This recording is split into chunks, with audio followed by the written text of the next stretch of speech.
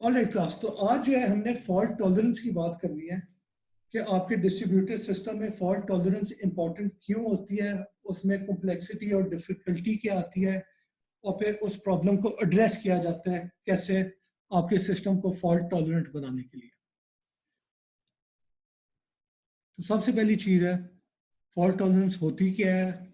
तो जो single machine system है उसमें फॉल्ट टॉलरेंस जो है, सिंगल सिंगल मशीन सिस्टम में क्या होता है कि अगर कोई एक चीज आपकी कोलैप्स की है, कोई क्रैश कर गया है, तो आपका पूरे का पूरा सिस्टम जो है वो फेल हो जाता है।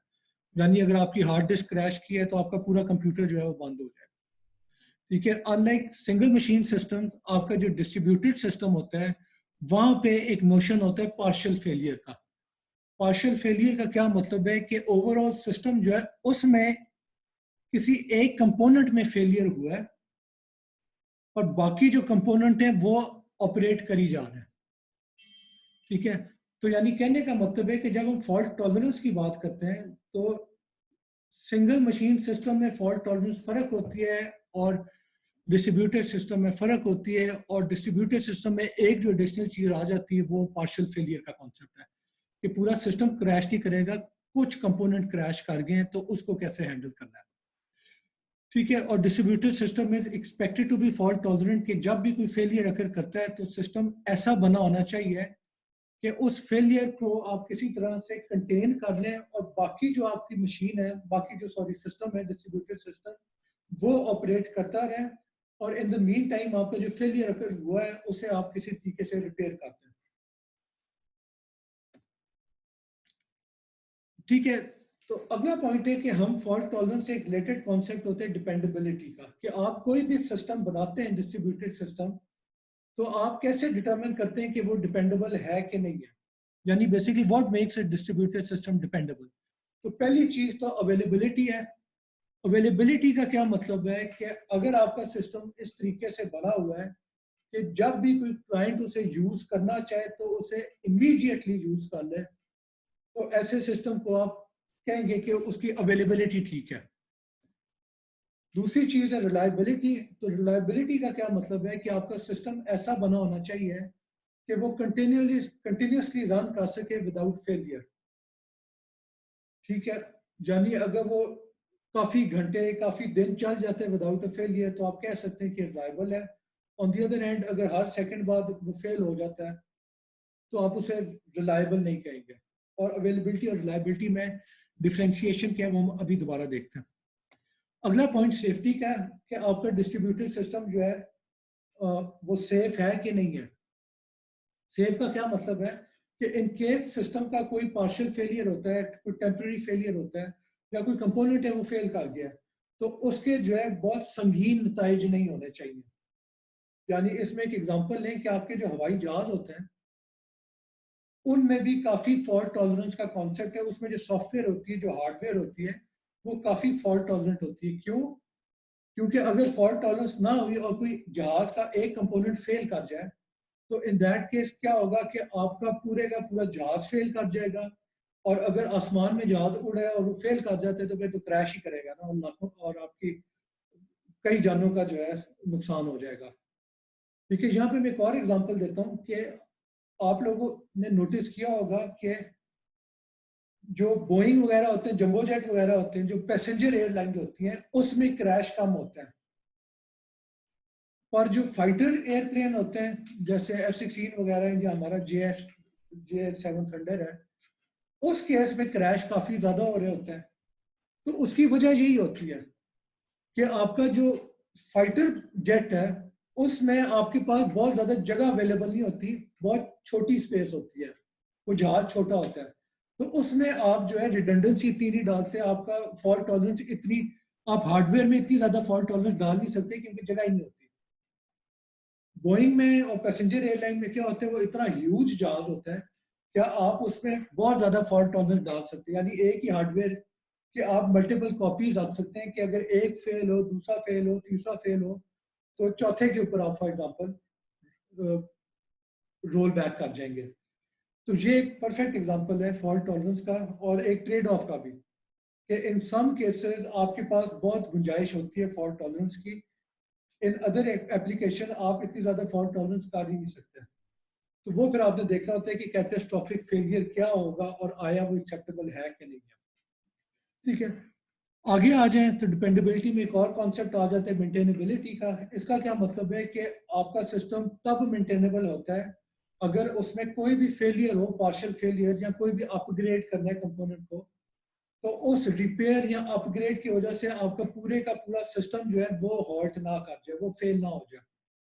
ठीक है, तो मेंटेनेबिलिटी में क्या होता है कि आप पूरे सिस्टम को चलता रहने दें और इन द मीन टाइम उसके एक कंपोनेंट को आप रिप्लेस कर दें। और आखिरी पॉइंट है कि अवेलेबिलिटी और लाइबिलिटी की जो हमने बात की थी, तो उस डिफरेंस को ज्यादा क्लियर करने के लिए मैं एक एग्जांपल देता हूं कि लेट सपोज आपका एक सिस्टम है जो कि हर घंटे में 1 मिली सेकेंड के लिए फेल हो जाता है, या वो इट गोज डाउन, बेसिकली बंद हो जाता है। तो अगर 1 घंटे में से सिर्फ 1 मिली सेकेंड के लिए वो बंद हो रहा है, तो आप कह सकते हैं कि वो सिस्टम जो है हाईली अवेलेबल है, यानी एक बहुत ज्यादा टाइम के लिए वो अवेलेबल होता है और बहुत ही माइन्यूट किस्म की उसकी डिसरप्शन होती है जब वो अवेलेबल नहीं है। ऑन दी अदर हैंड इस सिस्टम को आप रिलायबल नहीं कहेंगे, अनरिलायबल होगा, क्योंकि इसमें बहुत ज्यादा फेलियर हो रहे हैं कि हर घंटे के अंदर वो फेल कर रहा है। और दूसरा एग्जांपल है कि एक ऐसा सिस्टम है जो कि कभी क्रैश नहीं करता, ठीक है, पर हर साल में वो 2 हफ्ते के लिए जो है वो ऑफलाइन हो जाते हैं फॉर मेंटेनेंस, अगस्त में। ठीक है, तो इस सिस्टम को आप कहेंगे कि ये रिलायबल तो बहुत ज्यादा है, क्योंकि जब ये चल रहा होता है तो ये फेल नहीं करता, पर इसकी अवेलेबिलिटी लो है compare to the first example. क्यों? क्योंकि हर साल में ये 2 हफ्ते के लिए अवेलेबल ही नहीं होता, जबकि हमारा पहला वाला जो एग्जांपल था वो हर घंटे में सिर्फ 1 मिली सेकेंड के लिए ऑफलाइन होता था। तो ओवर ईयर इसे कैलकुलेट करें तो वो काफी कम बनता है। इसलिए ये बेसिकली अवेलेबिलिटी और रिलायबिलिटी का फर्क है। फॉल्ट की बात करें तो सिस्टम फेलियर क्या होता है कि अगर सिस्टम ने कोई वादा किया हुआ है, कोई प्रॉमिस किया हुआ है और वो उस पर डिलीवर नहीं कर रहा, तो आप कहते हैं कि वो सिस्टम फेल हो गया। ठीक है, और जो फॉल्ट्स होती है सिस्टम में, फॉल्ट की वजह से एरर कॉज होते हैं और उन एरर की वजह से इट इज पॉसिबल कि आपका सिस्टम फेलियर हो। यानी अगर कोई छोटी सी कोई एरर है जिसे आप रिकवर कर सकते हैं तो मसला नहीं है, पर अगर वो इस तरीके का एरर है कि उसकी वजह से जो आपके ओवरऑल सिस्टम की परफॉर्मेंस थी, उसने जो प्रॉमिस किया हुआ था डिलीवर करने को, वो अगर डिलीवर नहीं कर सका, तो इसका मतलब है कि this fault has caused the system failure. Failure का एग्जांपल देखना है तो अगर आपने बैंक ट्रांजैक्शन किए और वो अपडेट नहीं हुई डेटाबेस में, तो ये फेलियर है। अगर आपने क्रेडिट कार्ड पे शॉपिंग की है और दुकान में जो चार्ज हुआ है वो एक की बजाय डबल चार्ज हो गया आप, तो वो भी फेलियर कंसिडर होगा। कि क्रेडिट कार्ड का बिहेवियर का जो प्रॉमिस है वो ये है कि जो चीज खरीदी है सिर्फ उसी के लिए आपको चार्ज किया जाएगा। तो अगर उस चीज को दो दो दफा चार्ज किया जा रहा है तो obviously that would be considered a failure. तीसरी चीज है कि गूगल सर्च जो है वो आपको रिजल्ट भेज रहा है जब आप कुछ सर्च करते हैं, और वो सर्च रिजल्ट रेलेवेंट नहीं है, यानी आपको ऐसे ऐसे वेब पेज रिटर्न हो रहे हैं जिसकी तो की कोई नहीं बनती, तो वो भी फेलियर कंसिडर होगा कि आपका बिहेवियर का जो प्रॉमिस था गूगल का, उस प्रॉमिस पे गूगल ने डिलीवर नहीं किया। सिमिलरली स्टॉक ट्रांजैक्शन में अगर बहुत ज्यादा डिले इनकर हो रहे हैं, आपने जो ट्रांजैक्शन की है वो एग्जैक्ट वही रही है, यानी जितना आपने डिपॉजिट किया है या जितना विड्रॉ किया है एग्जैक्ट वही हो रहा है, पर डिले के बाद, यानी कुछ मिली सेकेंड की बजाय आपके कुछ सेकंड लग जाते हैं, तो ये भी फेलियर कंसिडर होगा। क्यों? क्योंकि स्टॉक ब्रोकर जो होता है उसने आपको प्रॉमिस किया हुआ है कि कुछ मिली सेकेंड के अंदर आपकी ट्रांजैक्शन हो जाएगी, अगर वो इस प्रॉमिस पे डिलीवर नहीं कर रहा तो फेलियर है और इसकी वजह से आपका नुकसान होगा। यानी 1 सेकंड, अगर 1 मिली सेकंड में आपकी कुछ मिली सेकंड में ट्रांजैक्शन हो जाती है, तो आपको एक एज है अपने कंपेटिटर्स पे। ऑन दी अदर हैंड आपने एक ट्रांजैक्शन की है जिसमें कई मिनट लग गए हैं, और जब तक वो ट्रांजैक्शन एक्चुअली हुई है तब तक वो कीमत जो आपने खरीदी थी उसकी कीमत बहुत ज्यादा बढ़ गई, तो आपका तो नुकसान हुआ ना। तो ये बेसिकली डिफरेंट टाइप के एग्जांपल हैं जो कि फेलियर कंसिडर किया जाता है। और जो इंसानों के बीच में जो ग्लूइंग कॉन्सेप्ट है वो ये है कि अगर आपका सिस्टम प्रॉमिस पे डिलीवर नहीं कर रहा तो दैट मीन्स कि इट हैज फेल्ड। ठीक है, फॉल्ट की टाइप क्या होती हैं? फॉल्ट ट्रांजिएंट फॉल्ट हो सकती है कि एक दफा अकर की है और फिर डिसअपीयर कर गई और आप उसे रेप्लिकेट नहीं कर सकते कि कैसे ये फॉल्ट हुई थी, क्यों हुई थी।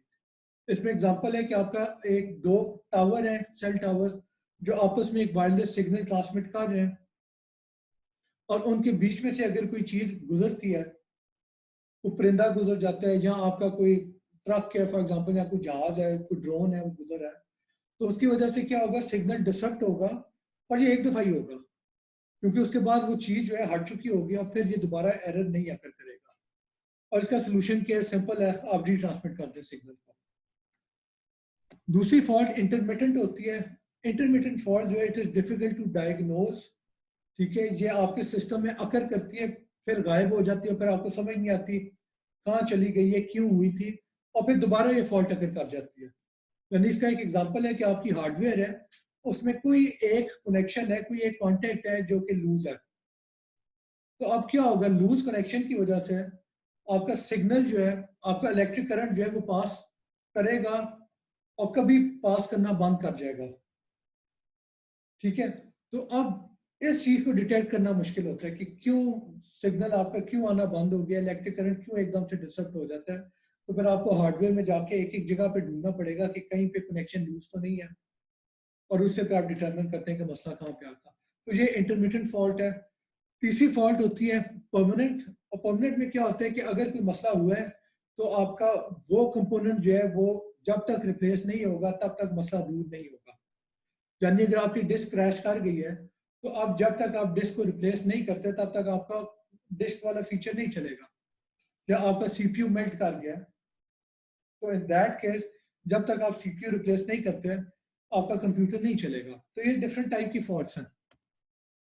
फेलियर की बात करें तो फेलियर को भी डिफरेंट कैटेगरीज में क्लासिफाई किया जा सकता है। एक क्रैश फेलियर होता है। क्रैश फेलियर का क्या मतलब है कि आपका कोई कंपोनेंट जो है, हार्डवेयर कंपोनेंट या आपका ऑपरेटिंग सिस्टम या सॉफ्टवेयर क्रैश कर गई है, तो अब जैसे ही वो क्रैश करेगा उसके बाद आपका सिस्टम चलना बंद हो जाएगा।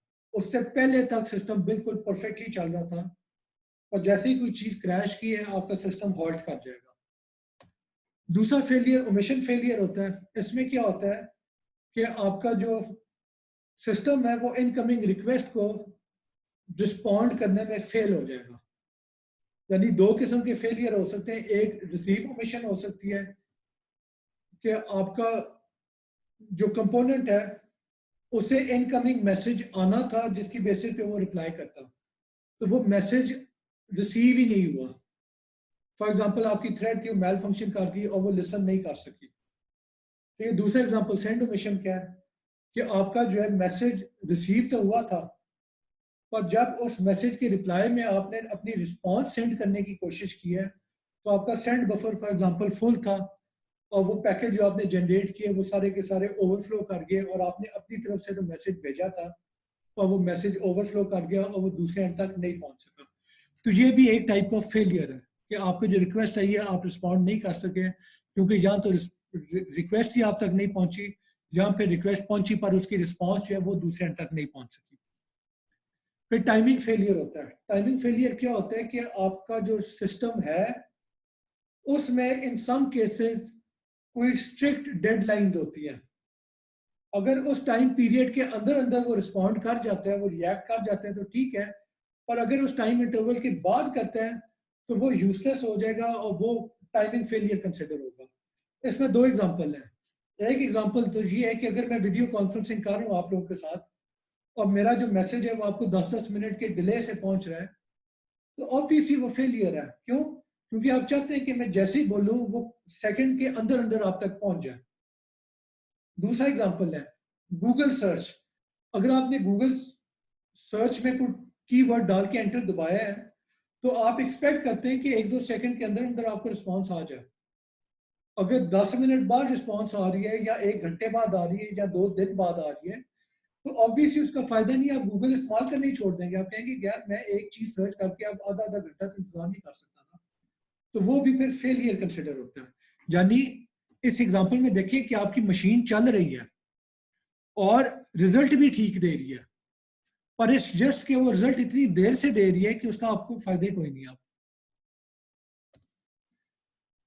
फिर रिस्पॉन्स फेलियर होता है कि आपने जो रिस्पॉन्स किया है वो रिस्पॉन्स ही इनकरेक्ट है। ठीक है, इसमें दो किस्म के फेलियर हो सकते हैं। एक वैल्यू फेलियर है। वैल्यू फेलियर में क्या होता है कि आप जो रिजल्ट भेज रहे हैं वो रिजल्ट ही गलत है। यानी आपने कोई चीज सर्च की है, फॉर एग्जांपल वेब सर्च, और उसमें रिजल्ट जो है वो रिजल्ट ठीक ही नहीं है, उसकी तुक्की कोई नहीं बनती, तो वो वैल्यू फेलियर है। स्टेट ट्रांजिशन फेलियर क्या होता है कि आपका जो प्रॉपर फ्लो होना चाहिए था कंट्रोल, यानी सर्वर को एक रिस्पॉन्स, एक रिक्वेस्ट आई है, उसके रिस्पॉन्स वो सेंड करे। ठीक है, ये एक स्टेट से बेसिकली दूसरे स्टेट तक हर मशीन जा रही होती है। अब इसमें क्या होगा कि अगर सर्वर को कोई रिक्वेस्ट आई है जो कि वो रिकग्नाइज नहीं कर सका, ठीक है, कि इसे कैसे सर्व करना है, तो क्या करेगा, वो नेक्स्ट स्टेट पे शिफ्ट कर जाएगा। वो स्टेट क्या होगी कि डिफॉल्ट स्टेट, कि मुझे नहीं पता इस पे रिस्पॉन्ड कैसे करना है, तो जो भी डिफॉल्ट एक्शन है वो एक्शन ले लो। और ये डिफॉल्ट एक्शन जो है ये काफी गलत हो सकता है। तो इस चीज को स्टेट ट्रांजिशन फेलियर कहेंगे, विच मीन्स कि आपको एक रिक्वेस्ट आई, फॉर एग्जांपल, आपको समझ नहीं आई कि इसे कैसे हैंडल करना है, तो आपने डिफॉल्ट सिचुएशन, डिफॉल्ट जो इवेंट है वो ट्रिगर कर दिया, और वो डिफॉल्ट इवेंट जो था वो बिल्कुल ही गलत रिएक्शन था। ठीक है, तो वो भी फिर एक फेलियर कंसिडर होगा। और आखिरी टाइप ऑफ फेलियर जो है ये आर्बिट्री फेलियर होता है, और इसे बाइजेंटाइन फेलियर भी कहा जाता है।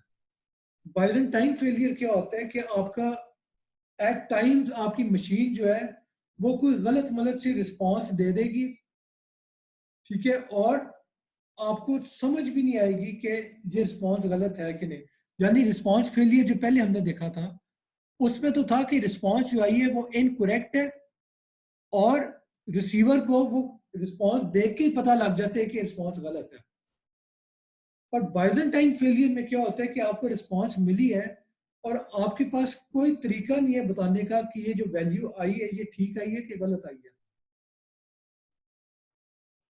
ठीक है, यानी इसका एक एग्जांपल लेना है कि अगर आपको पता है कि आपके क्विज में 10 मार्क्स हैं आउट ऑफ 10, और डिस्ट्रीब्यूटेड सिस्टम ने शो किया है कि आपके 5 मार्क्स लगे हुए हैं, तो वो रिस्पॉन्स फेलियर है कि आपको पता है कि मार्क 10 है पर आपको 5 आए हुए हैं, तो कोई गलती हुई है।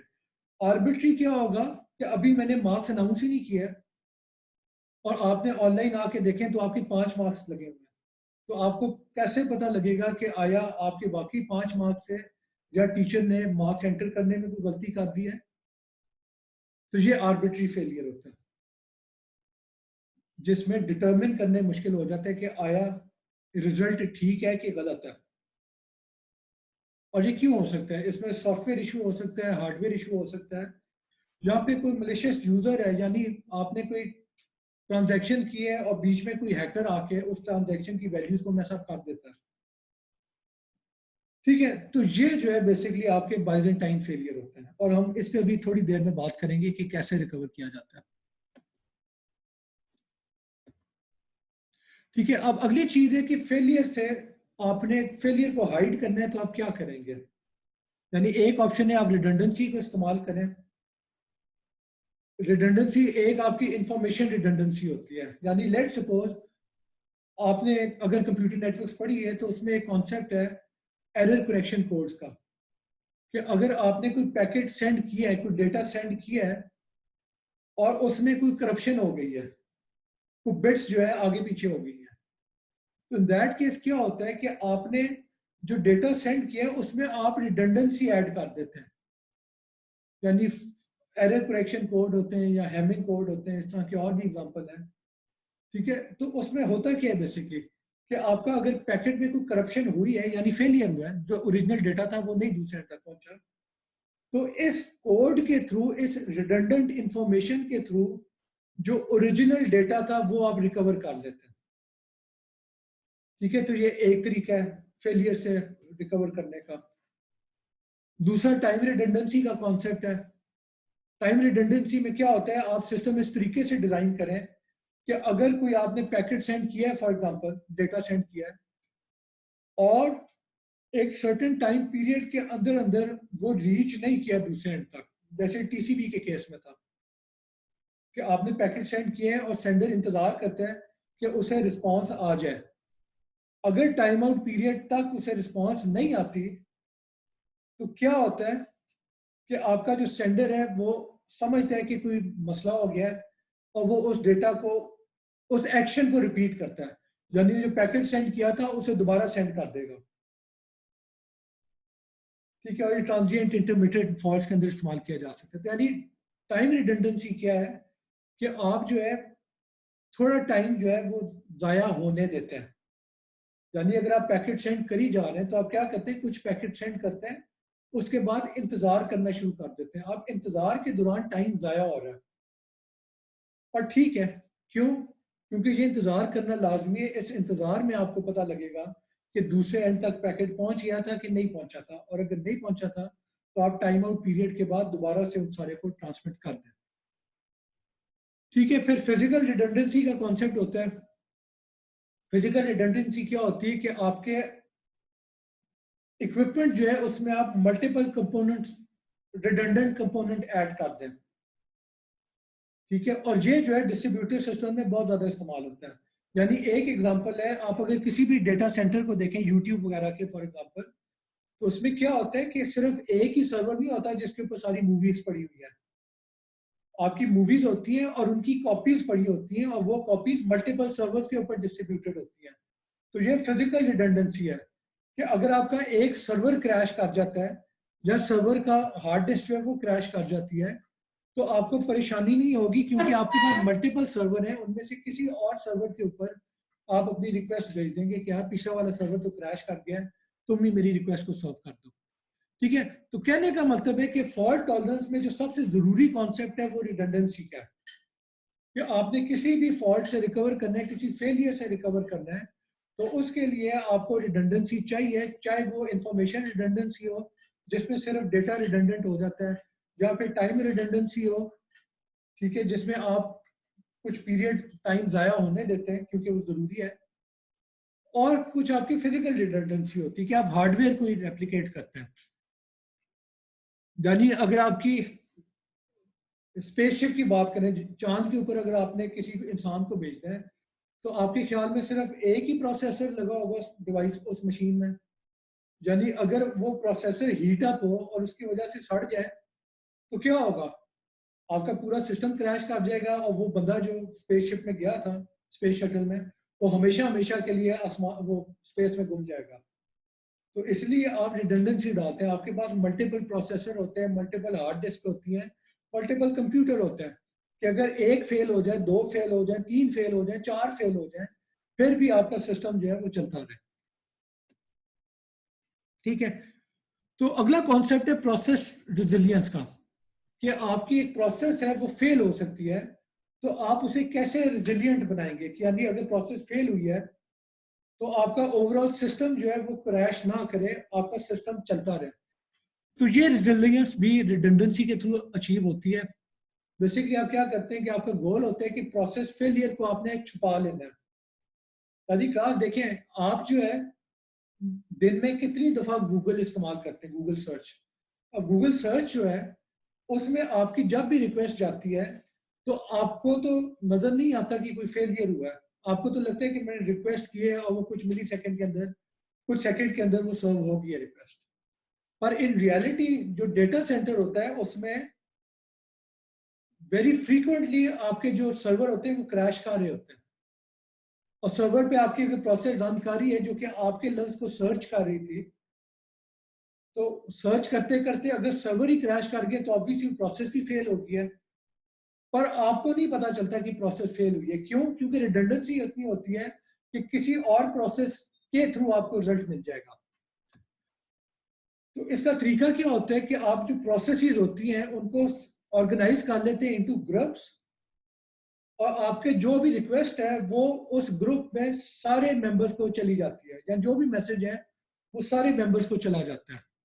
अब होगा क्या कि अगर कोई एक मेंबर फेल हो गया है तो बाकी जितनों को रिक्वेस्ट गई थी वो रिस्पॉन्ड कर सकते हैं। यानी गूगल का एग्जांपल है, तो अगर मैंने कोई कीवर्ड डाल के एंटर दबाया है तो वो गूगल के डेटा सेंटर तक जाएगा और मल्टीपल मशीन्स पे वो रिक्वेस्ट जाएगी और उन मशीन्स को पता होगा कि उन सारों में से किस किस के पास रिक्वेस्ट गई हुई है। अब अगर कोई एक मशीन फेल हो जाती है तो कोई मसला नहीं है, बाकी मशीन जो है वो अपनी रिस्पॉन्स आपको सेंड कर देंगे।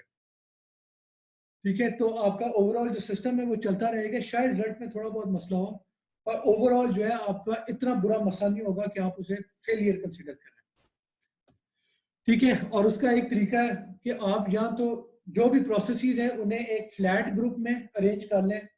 फ्लैट ग्रुप का क्या मतलब होता है कि हर प्रोसेस जो है वो इक्वल उसकी स्टैंडिंग है, यानी सारी प्रोसेसेस बराबर हैं, उनका एक ही लेवल है और किसी एक प्रोसेस के पास कोई मैसेज आएगा या मैसेज है टू डिलीवर तो वो उस ग्रुप में सारी प्रोसेसेस को फॉरवर्ड कर दिया जाएगा।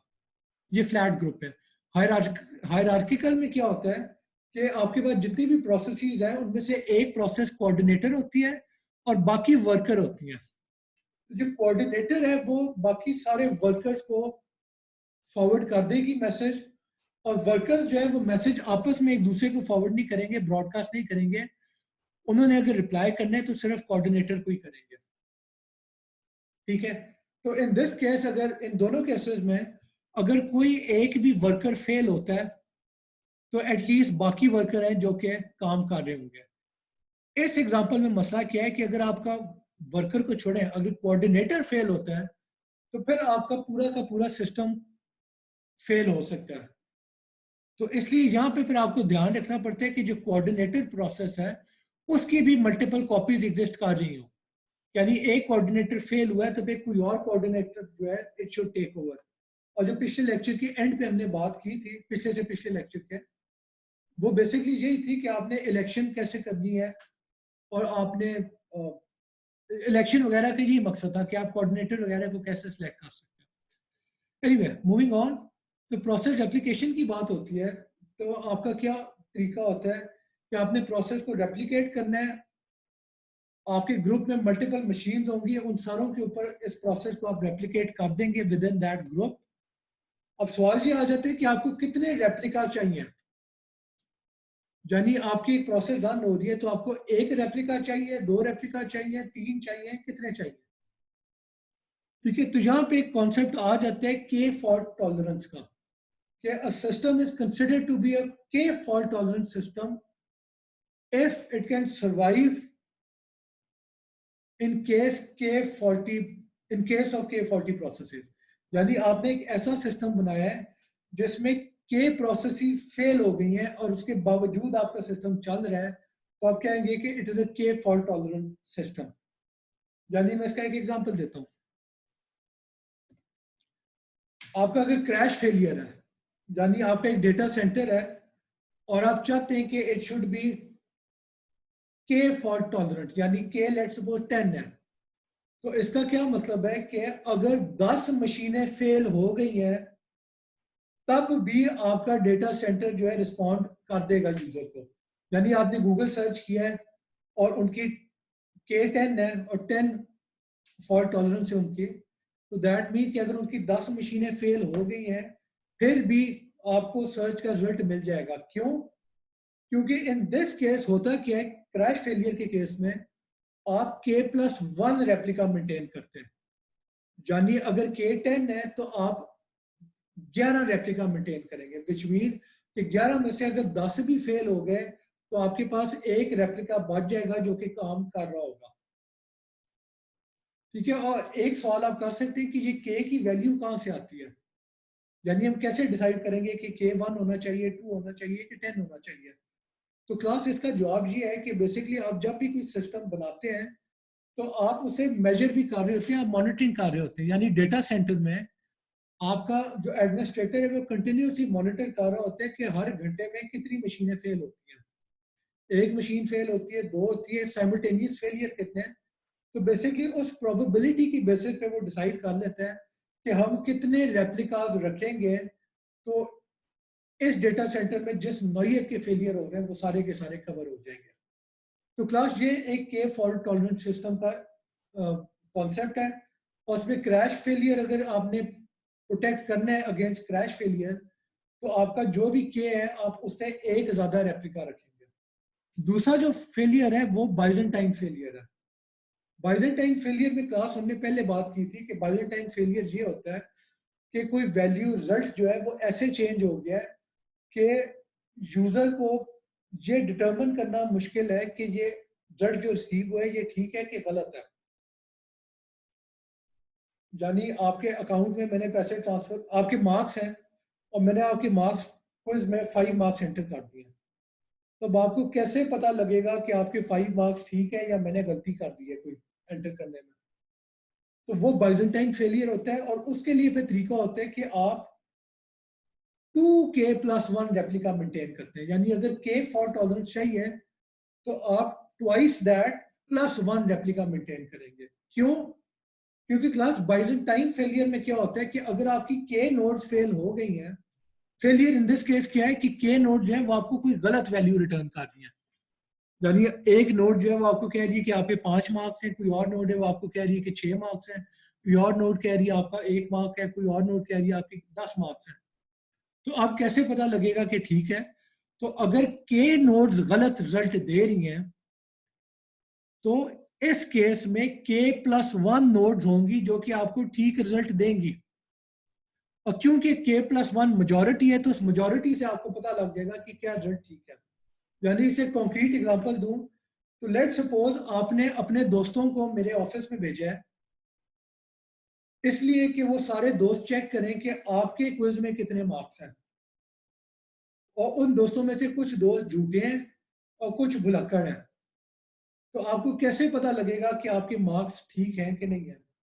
तो लेट सपोज आपको 2 फॉल्ट टॉलरेंस चाहिए कि यानी आपके 2 दोस्त अगर आपको गलत रिजल्ट देते हैं तब भी आपको पता हो कि आपके ठीक मार्क्स कितने हैं। तो आप क्या करेंगे? आप 5 दोस्तों को कहेंगे कि मेरे ऑफिस में आए।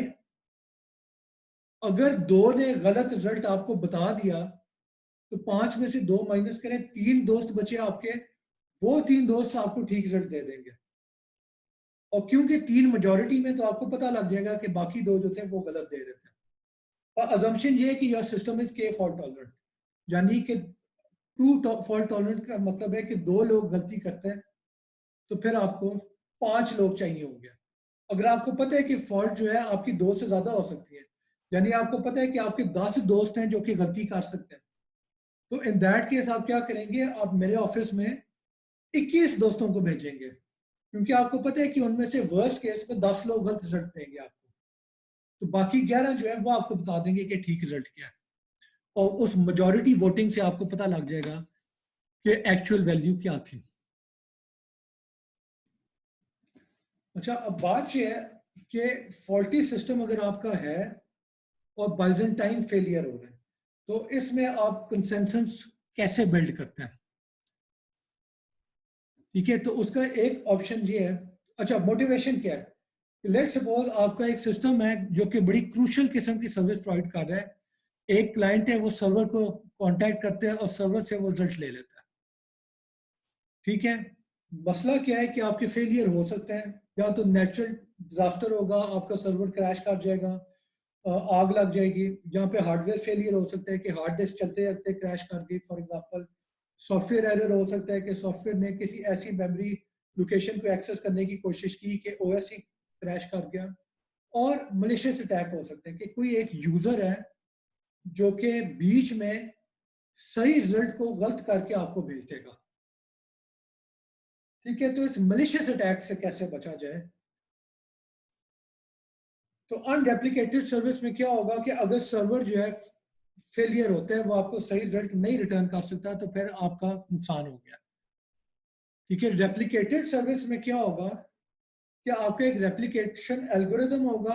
वो क्या करेगा कि आपके जो भी प्रोसेसेस है, बाय द वे प्रोसेस हो सकता है, डेटा हो सकता है, कुछ भी हो सकता है, इन इन सारों की मल्टीपल कॉपीज मेंटेन करेगा मल्टीपल डिफरेंट सर्वर्स के ऊपर। ठीक है, और मकसद क्या है कि अगर फेलियर होते भी हैं तो उन फेलियर को कैसे छुपाया जा सके। और यहाँ पे अजम्पशन ये है कि हाई अवेलेबिलिटी होगी only if the replicas fail independently. Independently का क्या मतलब है कि अगर एक सर्वर फेल हुआ है और उसके फेलियर का बाकियों पे असर नहीं पड़ा, यानी इनके फेलियर में कोई आपस में रिलेशनशिप नहीं है, तो फिर तो ये अप्रोच चल जाएगी। पर अगर ऐसा फेलियर है जो कि सारे सर्वर एक ही फेलियर पे डिपेंड करते हैं, फॉर एग्जांपल आपके कमरे में 10 सर्वर लगे हुए हैं और आपकी बिजली चली गई है, तो अब तो ऑब्वियसली कुछ नहीं हो सकता ना, क्योंकि सारे के सारे सर्वर इकट्ठे क्रैश कर जाएंगे। तो ये जो अप्रोच है जो हम अभी डिस्कस करने लगे वो तब ही वर्क करती है कि फेलियर इंडिपेंडेंट हो, यानी ये ना हो कि कमरे में बिजली चली गई है, इस जस्ट के 10 कंप्यूटर पड़े हुए थे, उनमें से कोई एक क्रैश कर गया, बाद में कोई दूसरा क्रैश कर गया, पर फर्क फर्क टाइम होता है। ऑल राइट, तो अब होगा क्या, रफली आपका क्लाइंट जो है, लेट सपोज उसे कोई सर्विस चाहिए, तो वो एक प्राइमरी सर्वर को रिक्वेस्ट भेज देगा कि मुझे ये सर्विस रन करके रिजल्ट दे दो।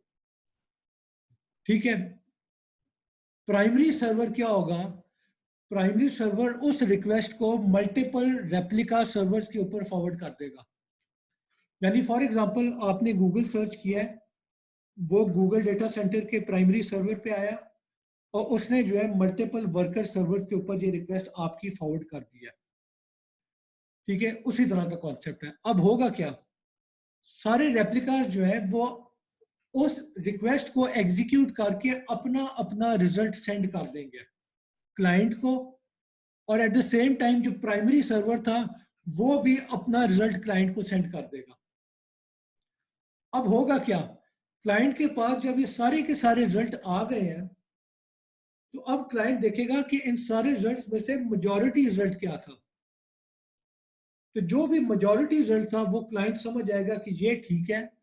अगर सारे के सारे वही रिजल्ट देखते हैं, सेंड करते हैं, तो ऑब्वियसली 100% एक्यूरेसी है।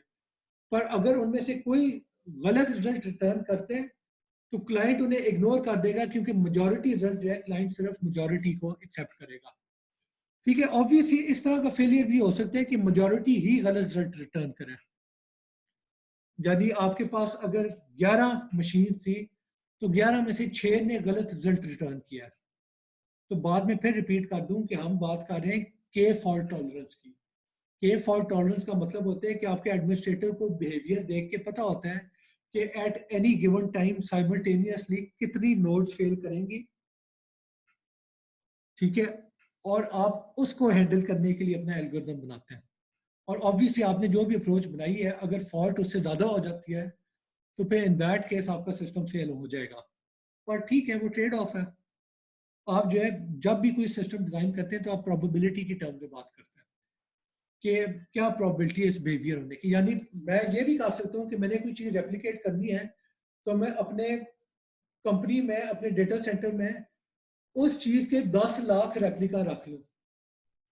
पर किसी भी चीज के 10 लाख रेप्लिका रखने का फायदा है, आपको पैसे खर्च करने पड़ेंगे 10 लाख रेप्लिका खरीदने के लिए।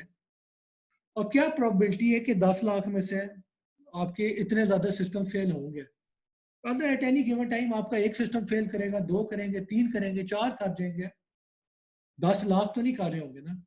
तो जितने थोड़े बहुत करते हैं आप उसके मुताबिक देखते हैं कि क्या आपको बेस्ट वर्स्ट केस हैंडल करना है, और उसके मुताबिक आप अपना सिस्टम डिजाइन कर देते हैं।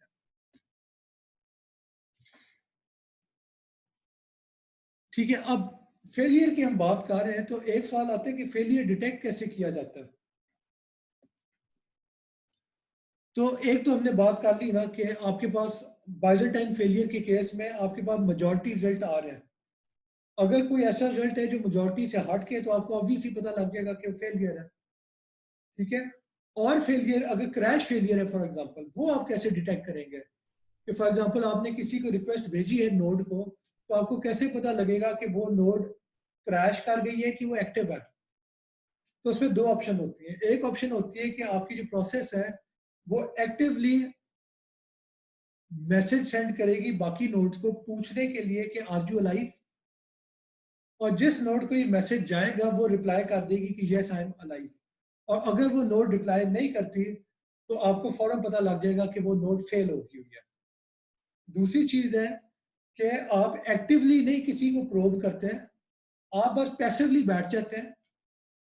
अगर किसी नोड से आपको पीरियोडिकली मैसेजेस आ रहे हैं तो आपको पता लग जाएगा कि वो नोड चल रही है। अगर किसी नोड से मैसेजेस आने बंद हो जाते हैं आपको, तो तब आप इन्फर कर सकते हैं कि शायद ये नोड क्रैश कर गई है। ठीक है, तो ये भी फेलियर डिटेक्ट करने के कुछ तरीके हैं। एक और बात आ जाती है कि जब आपने फेलियर डिटेक्ट करना है तो you have to make sure कि आप नोड फेलियर और नेटवर्क फेलियर के बीच में डिस्टिंग्विश कर सकें। इस चीज का क्या मतलब है? अगर मैंने किसी नोड को रिक्वेस्ट भेजी है और मुझे रिस्पॉन्स नहीं मिली टाइम के अंदर अंदर, तो इसकी दो वजूहत हो सकती है। या तो हो सकती है कि वो नोड क्रैश कर गई है, इन विच केस मुझे क्या करना चाहिए कि किसी और नोड के ऊपर फॉल बैक करूं।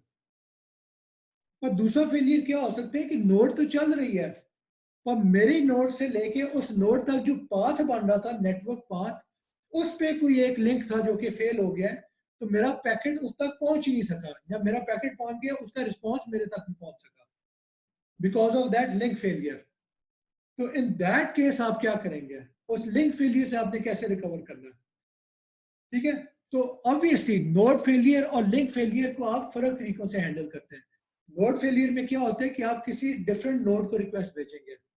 लिंक फेलियर में क्या होता है कि आप रिक्वेस्ट तो उसी नोड को शायद भेजें, पर किसी डिफरेंट पाथ के थ्रू भेजेंगे। ठीक है, तो अगला सवाल है कि आप, ये तो सोल्यूशन होगी, अब आपको डिस्टिंग्विश आप कैसे करते हैं, आपको पता कैसे लगता है कि नेटवर्क फेलियर हुआ है कि नोड फेलियर हुआ है? तो उसका तरीका क्या होता है कि अगर आपको एक नोड से रिस्पॉन्स नहीं आ रही, तो अब आपने डिटरमिन करना है कि आया नोड फेलियर हुआ है कि लिंक फेलियर, नेटवर्क फेलियर हुआ है। तो आप क्या करेंगे, आप बाकी उस नोड के जो नेबरिंग नोड्स हैं उन्हें प्रोब करेंगे, उन्हें मैसेज करेंगे पूछने के लिए कि ये नोड जो है इसने मुझे रिप्लाई नहीं किया, ये तुम लोगों को रिप्लाई कर रही है कि नहीं। और अगर वो नेबर आपको बता देते हैं कि यस हमें रिप्लाई कर रही है, तो इसका मतलब है कि नोड में मसला नहीं है, नेटवर्क में मसला है। ऑन दी अदर हैंड अगर वो नेबर आपको कह देते हैं कि नोड रिप्लाई नहीं कर रही, तो इन दैट केस आपको पता लग जाएगा कि मसला जो है वो नोड के अंदर ही है, वो नोड ही क्रैश कर गई है। ठीक है, तो क्लास ये डिफरेंट आपकी फेलियर होते हैं और ये आपके डिटेक्ट करने के डिफरेंट ऑप्शन होते हैं। और हमने ये भी डिस्कस किया है कि दोनों फेलियर में डिफ्रेंशिएट करना लाजमी क्यों है। ठीक है, अगला जो हम कॉन्सेप्ट करेंगे वो डिस्ट्रीब्यूटेड कमिट का है। तो अगला कॉन्सेप्ट है डिस्ट्रीब्यूटेड कमिट का। डिस्ट्रीब्यूटेड कमिट में गोल क्या होता है? गोल ये है कि अगर आपने कोई एक ऑपरेशन करना है, फॉर एग्जांपल आपने कोई डेटाबेस ट्रांजैक्शन करनी है, तो रूल ये होना, यानी आपकी रिक्वायरमेंट ये है कि वो या तो हर रेप्लिका के, यानी जितने भी रेप्लिकाज हैं उस ग्रुप में, या तो हर रेप्लिका के ऊपर वो ऑपरेशन होगा या किसी के ऊपर भी नहीं होगा। ये नहीं होना चाहिए कि उनमें से कुछ के ऊपर ऑपरेशन हो जाए, कुछ के ऊपर ना हो। क्यों? क्योंकि वो तो आपका ओवरऑल जो सिस्टम है उसमें बहुत इनकंसिस्टेंसी आ जाएगी। यानी अगर बैंकिंग सिस्टम है, मैं कोई ट्रांजैक्शन करता हूँ, किसी अकाउंट में आ जाता है कि इसके करोड़ रुपए पड़े हुए हैं, किसी में आ जाता है कि 100 रुपए पड़े हुए हैं, तो ऑब्वियसली ये तो नहीं होना चाहिए ना। या तो सारों में पड़ा हो कि करोड़ रुपए, या फिर सारों में पड़ा हो कि 100 रुपए। तो ये बेसिकली आपका गोल है डिस्ट्रीब्यूटेड कमिट का। इसमें तीन टाइप के कमिट प्रोटोकॉल हैं, एक सिंगल फेज है, एक टू फेज है और एक थ्री फेज कमिट होता है। सिंगल फेज में क्या होता है कि आपका एक कोऑर्डिनेटर होता है। वो कोऑर्डिनेटर क्या करता है कि उसने जो भी ऑपरेशन रन करना है, वो ग्रुप में जितने भी रेप्लिका पड़े हुए हैं, वो उन सारे रेप्लिकास को कह देगा कि ये ऑपरेशन परफॉर्म करो। एट दैट्स इट, बस वो कह देगा, वो और कुछ नहीं करेगा। अब अगर कोई प्रोसेस क्रैश कर जाती है, जब प्रोसेस के पास कोई कैपेसिटी नहीं थी वो ऑपरेशन रन करने की, तो वन फेज कमिट में कोई तरीका नहीं है ये फाइंड आउट करने का। यानी कोऑर्डिनेटर बस कह देगा कि करो और फिर भूल जाएगा। ठीक है, तो अगर कोई नोड ऑपरेशन नहीं करती, तो आपके ओवरऑल सिस्टम में इनकंसिस्टेंसी आ जाएगी। तो इसका फिर सोल्यूशन होता है टू फेज और three phase commit. Two phase commit में क्या होता है, प्रोटोकॉल क्या है कि आपका जो कोऑर्डिनेटर होता है वो एक वोट रिक्वेस्ट, पहले बेसिकली दो फेज होते हैं। पहले फेज में क्या होगा कि आपका कोऑर्डिनेटर एक वोट रिक्वेस्ट करता है, वो सारे ग्रुप में जो मेंबर्स हैं उन सारों को कहेगा कि मैं ये ऑपरेशन करना चाहता हूं। तो मेंबर जो है वो रिप्लाई करेंगे या तो वोट कमिट या वोट अबॉट, कि अगर वो सारे जो भी मेंबर है वो अगर उस ऑपरेशन को रन कर सकता है तो वो ऑपरेशन रन नहीं करेगा। अभी अभी वो सिर्फ वोट कमिट का मैसेज भेज देगा कोऑर्डिनेटर को, विच मीन कि वो कह रहे हैं कि यार मैं कर सकता हूं, अगर तुमने मुझे कहा तो मैं कर दूंगा।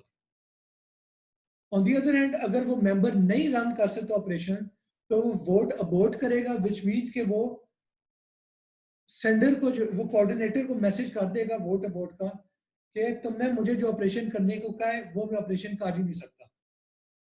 तो ये पहला फेज हो गया। अब क्या होगा दूसरे फेज में, क्या होगा कि कोऑर्डिनेटर जो है वो उसने जिस जिस मेंबर को वोट रिक्वेस्ट सेंड की थी वो उन सारों की रिस्पांस का इंतजार करेगा, और जैसे रिस्पांस आ जाती है अब वो देखेगा कि सारों ने कमिट किया है कि नहीं। अगर सारे मेंबर्स ने वोट कमिट किया है कि यस हम ऑपरेशन रन करेंगे, तो अब क्या होगा, आपका कोऑर्डिनेटर एक ग्लोबल कमिट का मैसेज सारों को फॉरवर्ड कर देगा मेंबर्स को, और इसका मतलब है कि सारों को कह रहे हैं कि मैंने तुम्हें जो ऑपरेशन करने को कहा था, ठीक है, उस ऑपरेशन को सारों ने कमिट कर दिया कि वो करेंगे। तो अब जो है मुझे पता लग गया है, अब तुम लोगों को मैं कह रहा हूं कि उस ऑपरेशन को एग्जीक्यूट कर दो। ऑन दी अदर हैंड अगर सारे मेंबर्स में से किसी एक भी मेंबर ने वोट अबॉर्ट किया है, यानी उसने कोऑर्डिनेटर को कहा कि तुमने मुझे जो ऑपरेशन करने को कहा था वो मैं नहीं कर सकता, तो इन दैट केस क्या होगा, कोऑर्डिनेटर जो है ग्लोबल अबॉर्ट का मैसेज करेगा सारे मेंबर्स को, और बेसिकली वो उन्हें बता रहे कि मैंने तुम्हें जो ऑपरेशन करने को कहा था, ठीक है, वो ऑपरेशन कुछ मेंबर्स नहीं कर सकते हैं, तो इसलिए उस ऑपरेशन को तुम भी ना करो। तो अब कोई भी मेंबर जो है वो उस ऑपरेशन को एग्जीक्यूट नहीं करेगा। तो टू फेज प्रोटोकॉल का फायदा क्या हुआ है कि इस तरीके से आप इंश्योर करते हैं कोऑर्डिनेटर कि या तो हर कोई उस ऑपरेशन को एग्जीक्यूट कर देगा या फिर कोई भी नहीं करेगा। ऐसे नहीं होगा कि दो तीन ने कर दिया दो तीन ने नहीं किया, वो आपकी इनकंसिस्टेंसी नहीं आएगी। ठीक है, और दूसरे फेज के एंड पे फिर जो भी मेंबर थे वो यहाँ तो कमिट कर देंगे, और सॉरी कमिट या बोर्ड के मुताबिक या तो ऑपरेशन एग्जीक्यूट कर देंगे या फिर नहीं करेंगे, और आपका प्रोटोकॉल जो है इसकी एग्जीक्यूशन यहाँ पे खत्म हो जाएगी।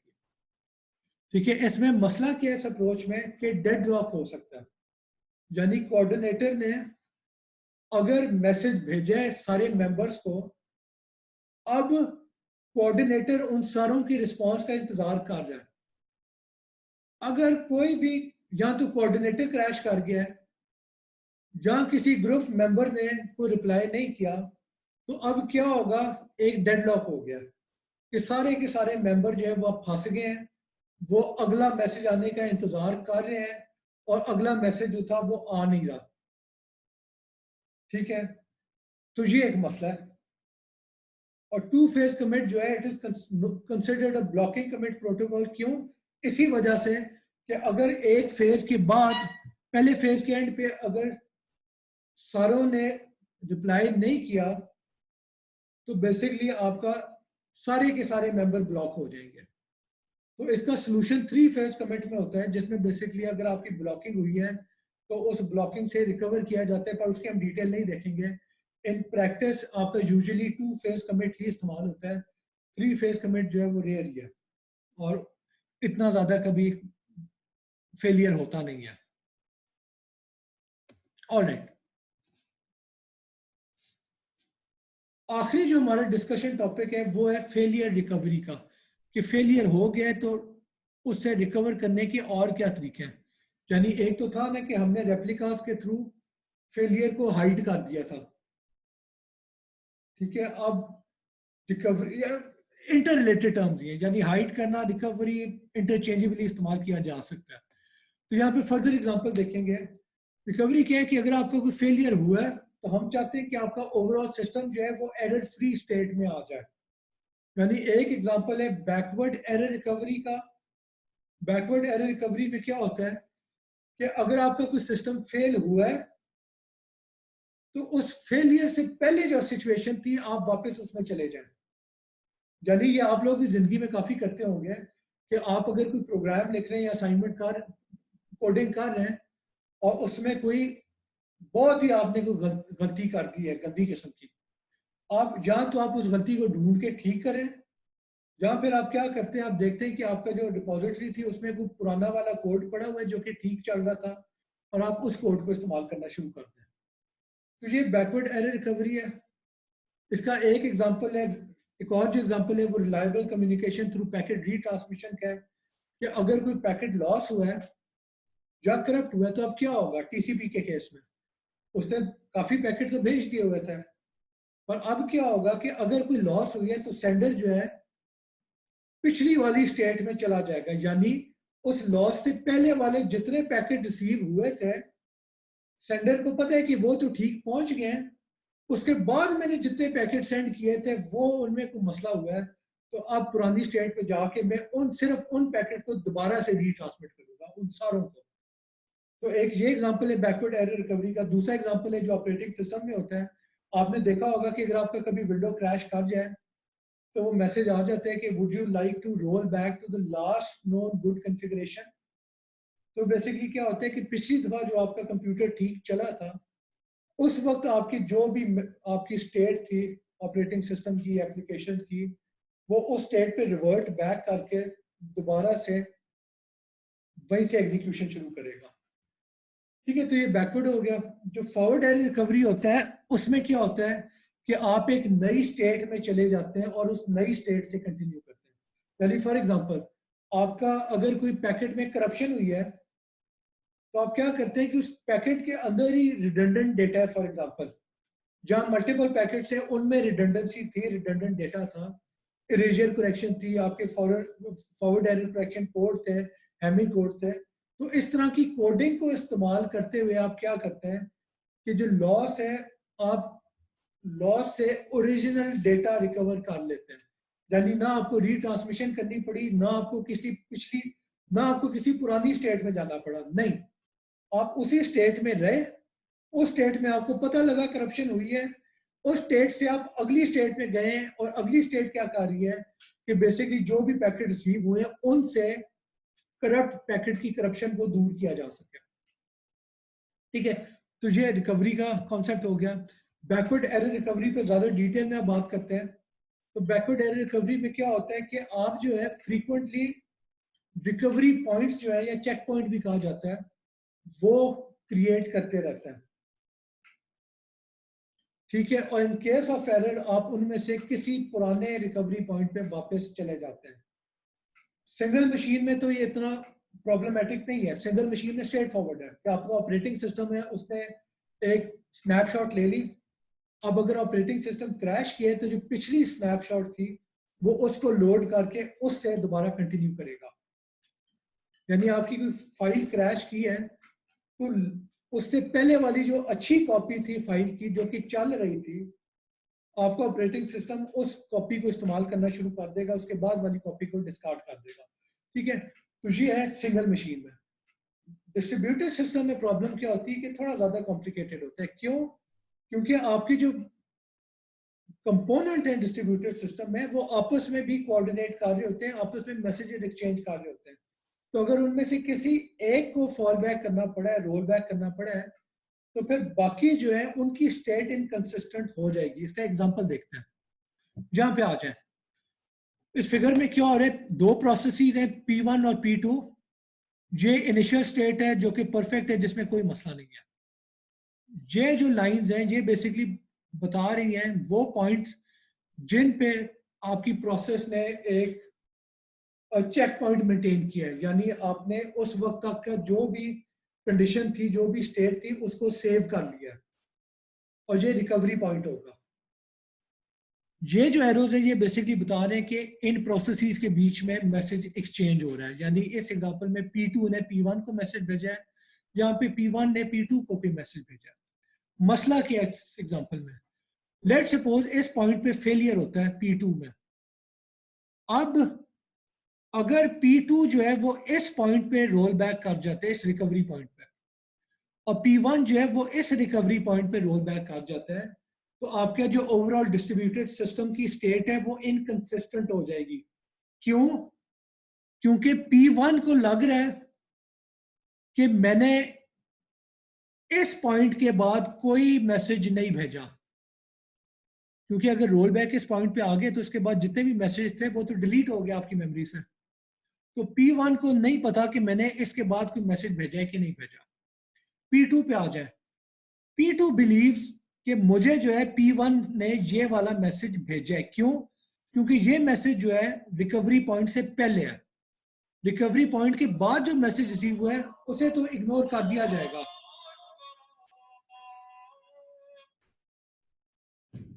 रिकवरी पॉइंट जो है उसके बाद अगर कोई मैसेज रिसीव हुआ है तो वो तो इग्नोर हो गया ना, क्योंकि वो स्टेट डिलीट हो गई। इस स्टेट पे आप आ गए। पर इस स्टेट में मसला क्या है?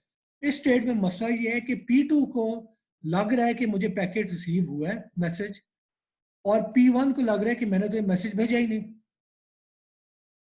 क्योंकि इस पॉइंट से पहले ये मैसेज नहीं भेजा था, इस पॉइंट के बाद मैसेज भेजा था। तो अब इनकंसिस्टेंसी आ गया।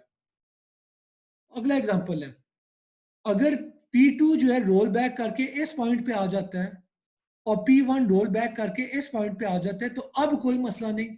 क्यों? क्योंकि P1 को पता है कि इस पॉइंट से पहले पहले मैंने जितने मैसेजेस भेजे हैं P2 को वो रिसीव हो गए हैं, और P2 को भी पता है कि इस पॉइंट से पहले पहले जितने मैसेजेस मैंने भेजे या रिसीव किए हैं वो दूसरे एंड तक पहुंच गए होंगे। तो ये फिर बेसिकली अगर इस पॉइंट पे आप रिकवरी करते हैं, P1 और P2 इस पॉइंट पे फॉल बैक करते हैं, तो फिर आपकी स्टेट जो है कंसिस्टेंट हो जाएगी। और वर्स्ट केस क्या हो सकता है? वर्स्ट केस हो सकता है कि P1 ने रोल बैक किया, P2 ने रोल बैक किया, P1 ने रोल बैक किया, P2 ने रोल बैक किया, और इवेंचुअली रोल बैक करते करते सारे के सारे प्रोसेसेस इस इनिशियल स्टेट पे आ गए। ये वर्स्ट केस है। ठीक है क्लास, तो बैकवर्ड एरर रिकवरी में ये एक सबसे बड़ी कॉम्प्लिकेशन होती है कि आपने कितना पीछे तक जाना है।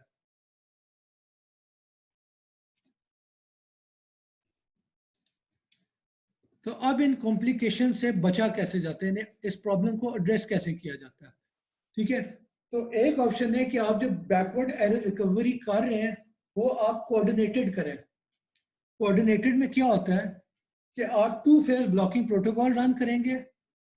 एक कोऑर्डिनेटर होगा आपके पूरे ग्रुप के अंदर, वो सारे के सारे नोड्स को मैसेज करेगा कि चेक पॉइंट बना लो। ठीक है, अब अगर सारी नोड्स ने रिप्लाई बैक कर दिया कि यस हम बनाने के लिए तैयार हैं, जो कि हमने अभी टू फेज ब्लॉकिंग प्रोटोकॉल में देखा था, तो अब कोऑर्डिनेटर सारों को दोबारा एक मैसेज करेगा, और वो मैसेज होगा कि सारों ने अग्री कर लिया चेक पॉइंट बनाने पे, तो अब जो है तुम लोग चेक पॉइंट बना लो। ठीक है, और एक और बात याद रखें कि ये जब चेक पॉइंट बनाया जा रहा होगा, इस पॉइंट पे जितने भी ग्रुप मेंबर हैं उनमें से कोई भी ग्रुप मेंबर मैसेजेस अब आगे नहीं करेगा। यानी कहने का मतलब है कि मैं कोऑर्डिनेटर हूं, मैं आप सारों को मैसेज करता हूं कि बैकवर्ड एरर रिकवरी के लिए एक चेक पॉइंट बनाना है। अब क्या होगा? जिस जिस तक मेरा मैसेज जाएगा वो रिप्लाई करेगा मुझे कमिट का, फॉर एग्जांपल वो कहते हैं कि ठीक है हम ये करने के लिए तैयार हैं। एट द सेम टाइम वो क्या करेंगे कि वो मैसेजेस भेजने बंद कर देंगे। यानी अगर किसी ने किसी और को क्वेरी करने को कहना था कि बैंक में इतने पैसे डिपॉजिट करने की क्वेरी रन कर दो फॉर एग्जांपल, तो वो ये मैसेज रोक लेगा। अब क्या फायदा होगा कि जितनी भी प्रोसेसिंग है उनके बीच में कोई भी मैसेज एक्सचेंज नहीं हुआ। अब सारों ने एग्री कर लिया है, तो इस पॉइंट पे कोऑर्डिनेटर मैं सारों को कहूंगा कि यार मैसेजेस बंद हो गए हैं, सारों ने एग्री भी कर लिया है चेक पॉइंट बनाने के लिए, अब वक्त आ गया कि तुम सारे चेक पॉइंट बना लो। तो अब सारे के सारे जो नोड्स हैं, ग्रुप मेंबर हैं, वो सारे अपना चेक पॉइंट बना लेंगे, और उसके बाद जो प्रोटोकॉल की एग्जीक्यूशन कंप्लीट हो गई है, और आपके पास जो है एक ऐसा टाइम पॉइंट होगा जिसमें सारी नोड्स का चेक पॉइंट बन गया होगा। अब सिंपल क्या है कि आपने अगर रोल बैक करना है तो इन केस ऑफ फेलियर, तो जितनी भी नोड्स होंगी, जितने भी प्रोसेसेस होंगी, वो अपने मोस्ट रिसेंट चेक पॉइंट पे रोल बैक कर जाएंगे। और क्योंकि ये कोऑर्डिनेटेड चेक पॉइंट था, तो इसलिए कोई ऐसी गलती की गुंजाइश नहीं है जो कि यहाँ पे हो रही थी कि किसी का चेक पॉइंट जो है वो मैसेज करने से पहले है किसी का चेक पॉइंट मैसेज रिसीव होने के बाद है, ऐसे नहीं है।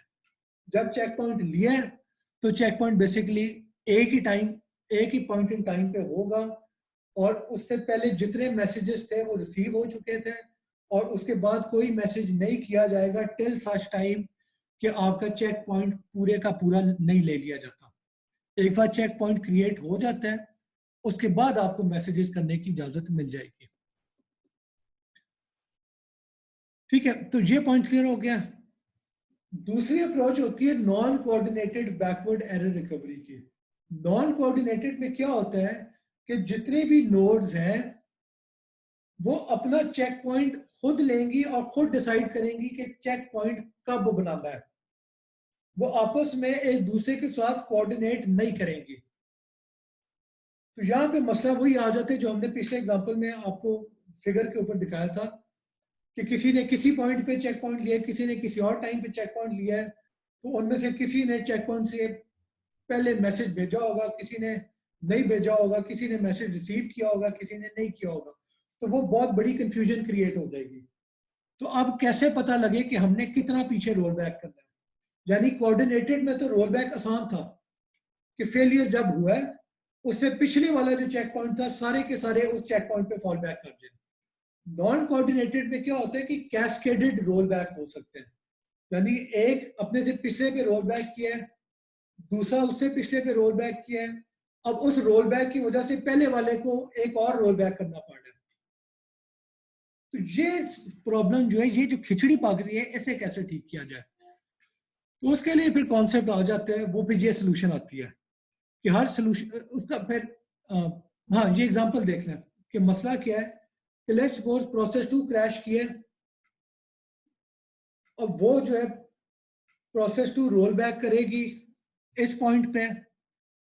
अब क्या होगा कि ये एरो जो है मैसेज रिसीव नहीं हुआ, पर इस P1 ने मैसेज सेंड किया है, तो दैट मीन कि इनकंसिस्टेंसी P1 को इस चेक पॉइंट पे रोल बैक करना पड़ेगा। अब यहां पे मसला क्या आएगा कि P2 को लग रहा है कि ये मैसेज रिसीव हुआ है, P1 को लग रहा है कि मैंने तो मैसेज सेंड ही नहीं किया, तो फिर P2 को और रोल बैक करना पड़ेगा, और इवेंचुअली क्या होगा कि इन सारी नोड्स को रोल बैक करते करते वर्स्ट केस में इस पॉइंट तक आ जाएंगे। ठीक है, तो इसका सोल्यूशन ये है कि क्लास ये थोड़ा सा कॉम्प्लेक्स है, ब्रॉड लेवल पे कॉन्सेप्ट समझने की कोशिश करें, जो जो बेसिकली जार्गन इस्तेमाल हो रहा है उसको इग्नोर करते हैं। तो बेसिक हो क्या रहा है कि आपके जो भी नोड है, ठीक है, वो जब भी चेक पॉइंट लेगी तो उस चेक पॉइंट से अगले उस चेक पॉइंट से लेके उससे पिछला जो चेक पॉइंट था वो टाइम इंटरवल जो है उसको एक नंबर असाइन कर देगी, which is let's suppose m। अब क्या होगा, जब भी प्रोसेस कोई मैसेज सेंड करती है किसी और प्रोसेस को, तो वो उस मैसेज के साथ ये इंफॉर्मेशन भी दे देती है कि ये मैसेज मैंने किस इंटरवल के अंदर किया है। अब इससे क्या होगा कि जब भी वो मैसेज रिसीव होगा तो उस नोड को पता लग जाएगा कि क्या डिपेंडेंसी है, यानी दोनों प्रोसेसेस को पता लग जाएगा कि ये जो मैसेज मैंने सेंड किया है और दूसरे को कि ये जो मैसेज रिसीव हुआ है ये किस टाइम पे दूसरे की किस चेक पॉइंट के साथ डिपेंडेंट है। अब होगा क्या, अगर प्रोसेस P1 रोल बैक करती है अपने पिछले चेक पॉइंट पे, तो प्रोसेस P1 देखेगी कि इस चेक पॉइंट के दौरान इस टाइम इंटरवल में मुझे कोई मैसेज रिसीव हुआ था, और वो मैसेज जो रिसीव हुआ था दूसरी प्रोसेस है, वो प्रोसेस किस चेक पॉइंट पे एग्जिस्ट कर रही थी। तो अगर कोई मैसेज रिसीव हुआ है तो वो उस प्रोसेस को भी बता देगा कि तुमने मुझे मैसेज सेंड किया था पर मैं तो रोल बैक कर गया हूं, तो तुम भी अपने पिछले इंटरवल पे रोल बैक कर जाओ, जो पिछला चेक पॉइंट था उस पर चले जाओ। ठीक है, या फिर अगर कोई प्रोसेस P1 है जो कि बहुत ही पीछे रोल बैक कर जाती है, तो उस पॉइंट पे उसे जितने मैसेजेस रिसीव हुए थे उन मैसेजेस का वो देखेगी कि उन मैसेजेस में सेंड करने वालों के अपने इंटरवल कौन से थे। तो वो उन सारे सेंडर्स को बता देगी कि तुम अपने इस वाले इंटरवल पे रोल बैक कर जाओ, क्योंकि मैं भी इतना रोल बैक कर चुका हूँ। तो इस तरीके से आपका जो non coordinated backward error recovery है वो अचीव की जा सकती है। ठीक है, पर इन रियलिटी आपका जो कोऑर्डिनेटेड चेक पॉइंटिंग है वो ज़्यादा सिंपलर है और यूजुअली वो इस्तेमाल होती है कि बेसिकली आपकी एक नोड है वो सारों को कह देती है कि चेक पॉइंट बना लो, सारे चेक पॉइंट बनाते वक्त अपने मैसेजेस फॉरवर्ड करने छोड़ देते हैं। एक दफा चेक पॉइंट बन गया है तो अब उनको इजाजत होती है कि आपको मैसेज फॉरवर्ड करने तो बेशक कर दो। ठीक है क्लास। और आखिरी जो एरर रिकवरी की अप्रोच है वो लॉग बेस्ड है, मैसेज लॉग बेस्ड। तो यहाँ पे एक बात याद रखें कि आप जो भी चेक पॉइंटिंग करते हैं it is expensive. Expensive in what sense कि आपने कोई भी चेक पॉइंट लिया है तो आपको पूरे की पूरी स्टेट जो है कंप्यूटर की वो पूरी स्टेट मेंटेन करनी पड़ रही है। तो ये जो स्नैपशॉट आप लेते हैं इट इज एक्सपेंसिव। और दूसरी बात ये कि अगर ये आप फ्रीक्वेंटली कर रहे हैं यानी हर घंटे बाद कर रहे हैं, हर 2 घंटे बाद कर रहे हैं, तो ऑब्वियसली आपकी बहुत ज़्यादा प्रोसेसिंग इस्तेमाल होगी स्नैपशॉट लेने में और आपकी स्टोरेज भी इस्तेमाल होगी इस स्नैपशॉट को सेव करने के लिए। ठीक है, तो एक सिंपलर तरीका क्या होता है कि आप चेक पॉइंट इस तरह से ना लें, इसकी बजाय आप मैसेज लॉग मेंटेन करना शुरू कर दें। यानी आप क्या करेंगे कि चेक पॉइंट है तो आप वो टाइम नोट कर लें और उस टाइम से अगले टाइम तक जितनी भी आपने क्वेरीज रन की हैं डेटाबेस में फॉर एग्जांपल, उन सारी क्वेरीज को आप एक लॉग में स्टोर कर लें, एक लॉग फाइल बना लें। अब क्या होगा, अगर आपका सिस्टम क्रैश किया है तो आप देखते हैं कि आप किस चेक पॉइंट पे जाना चाह रहे हैं, उस चेक पॉइंट पे रोल बैक करें, फिर लॉग फाइल को खोल लें। उस चेक पॉइंट से ऑनवर्ड्स आपने जितनी भी क्वेरी रन की थी वो सारी की सारी लॉग फाइल में पड़ी हुई हैं। उन क्वेरीज को आप दोबारा से एग्जीक्यूट कर दें। तो जब वो सारी क्वेरीज एग्जीक्यूट हो जाएंगी आपकी स्टेट कंसिस्टेंट हो जाएगी और आपका जो अप टू डेट था सिस्टम वो अप टू डेट हो जाएगा। ठीक है, और ये जो by the way log file होती है ये आप फिर अपनी मशीन पे नहीं रखते हैं, ये आप किसी और मशीन पे रख देते हैं ताकि इन केस आपकी अपनी मशीन फेल हो तो आप किसी और मशीन से उसे रिकवर कर सकें। तो जो बेसिकली हमने रेप्लिका के कॉन्सेप्ट इस क्लास में और पिछली क्लास में डिस्कस किए थे वो सारे यहाँ पे अप्लाई आप कर सकते हैं। ठीक है, with that we come to the end of this lecture and also this course. Any questions class?